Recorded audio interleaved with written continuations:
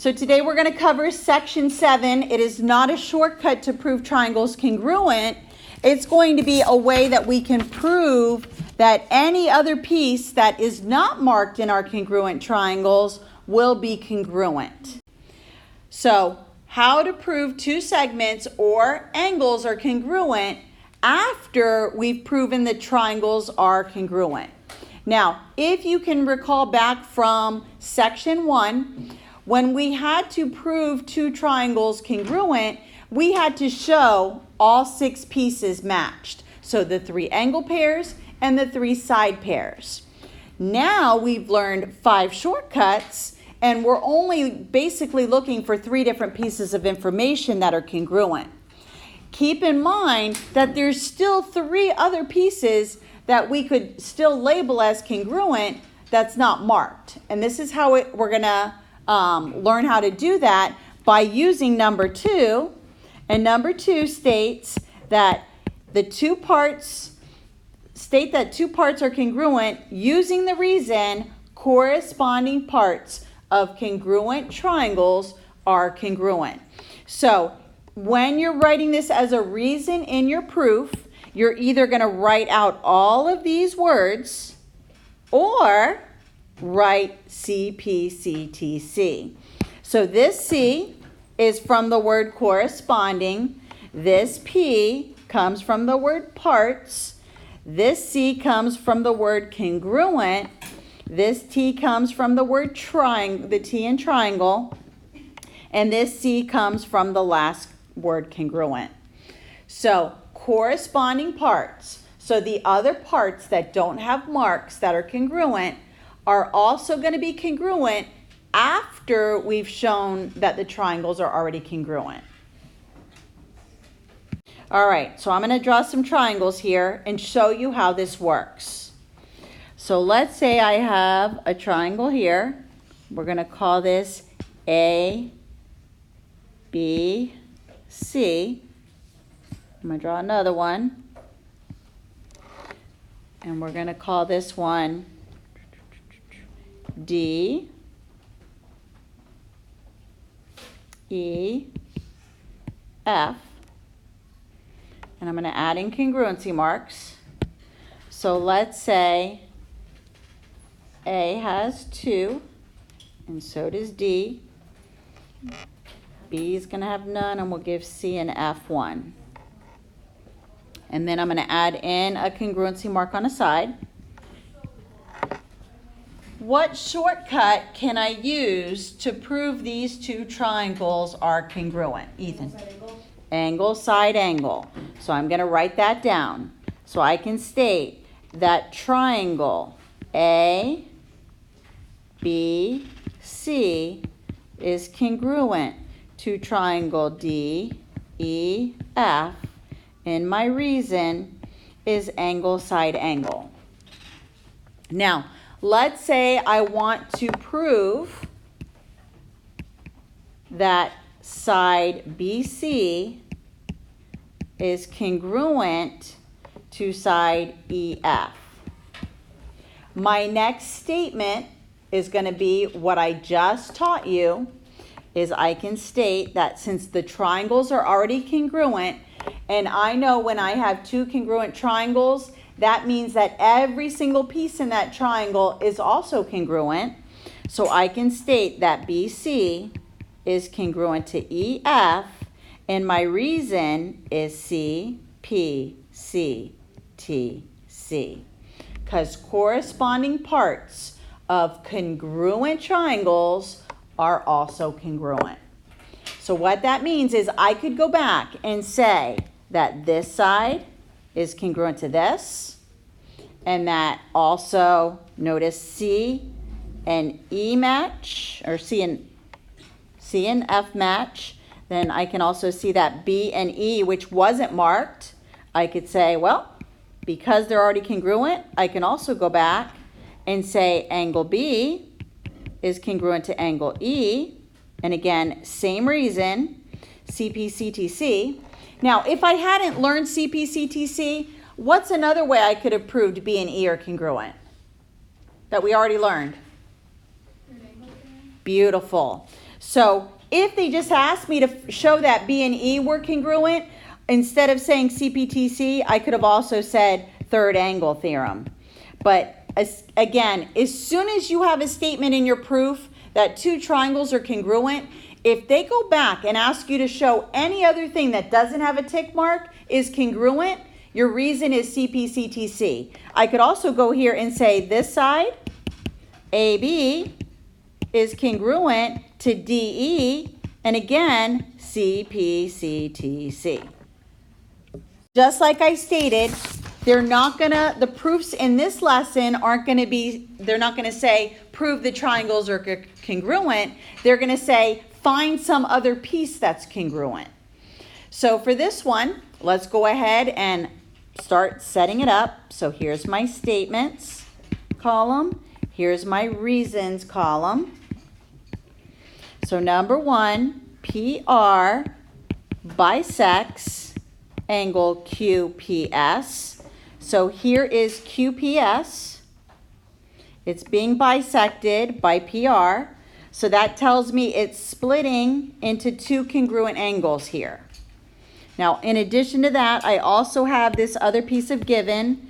PQ is congruent to PS. This is all given.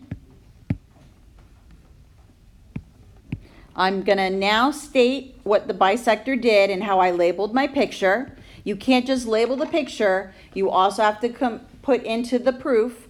So I'm going to say that angle QPR is congruent to angle SPR. And this is definition of an angle bisector. Now, right now, I only have two things marked in my picture. Most of my shortcuts need three.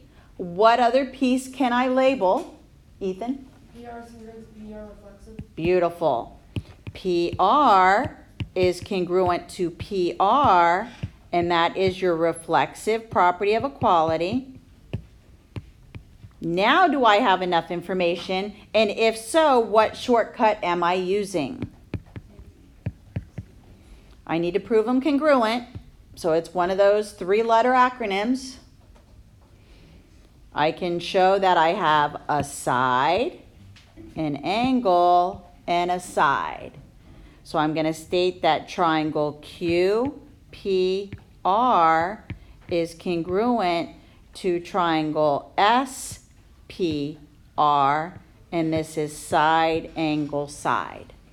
Now, again, look at my proof. It wasn't to prove them congruent.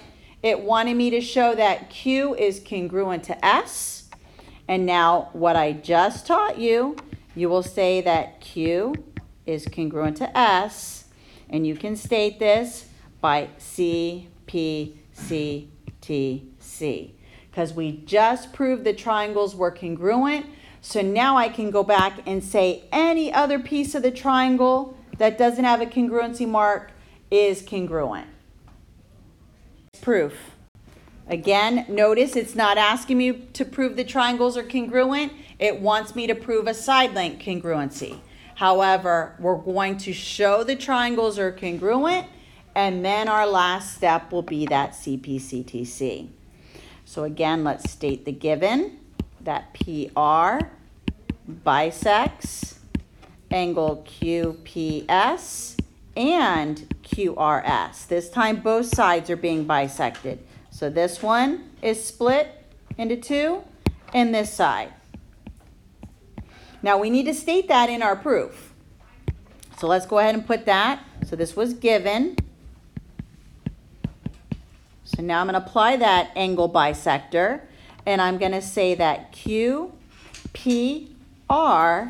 is congruent to SPR.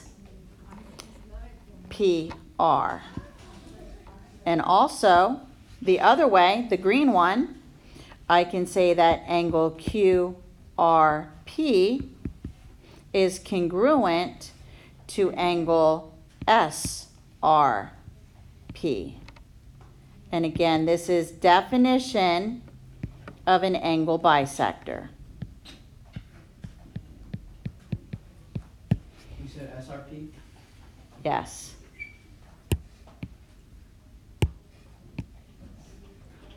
Next, I'm going to state the obvious, which is my reflexive side here. I'm going to state that PR is congruent to PR, and this is reflexive property of equality. Now I have side angle side set up here. I'm sorry, angle side angle.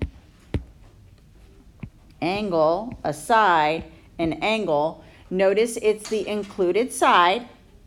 So now I can state my triangle congruency statement that triangle Q R P is congruent to triangle S R P. And that would be angle, side, angle.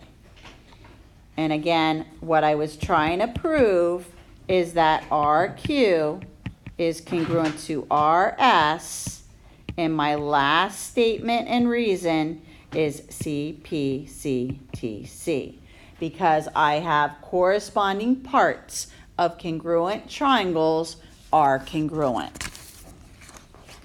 So once you've established the triangles are congruent, I could go back. I could also go back and I could have said angle Q congruent to angle S by CPCTC.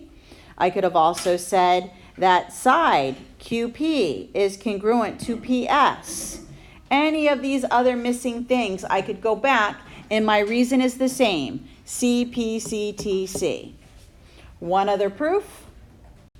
Again, this time my given is WX congruent to YZ and ZW congruent to XY. So let me add those congruency marks. This is given.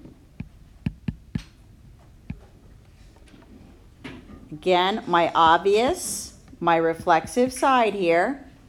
So ZX or XZ, however you want to say it, is congruent to itself. This reason is reflexive. Notice I now have all three sides marked.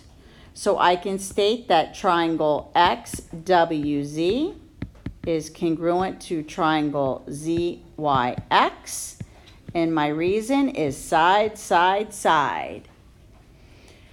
Next, I'm going to bring back my alternate interior angles. Okay, I could state that angle 1 is congruent to angle 2. And my reason is not yet alternate interior, it's CPCTC. But to prove lines parallel, that remember there were 5 ways. And now I can state that WX is parallel to ZY. And I'm using my alternate interior angles converse. We will be using this coming up quite often when we get to the quadrilaterals. So yes, I realize that if I was told that those lines were parallel, I could have said 1 and 2 are alternate interior, but I was not given that they're parallel. So this is why I use CPCTC to show that 1 and 2 are congruent. And then from there, use your alternate interior angles converse.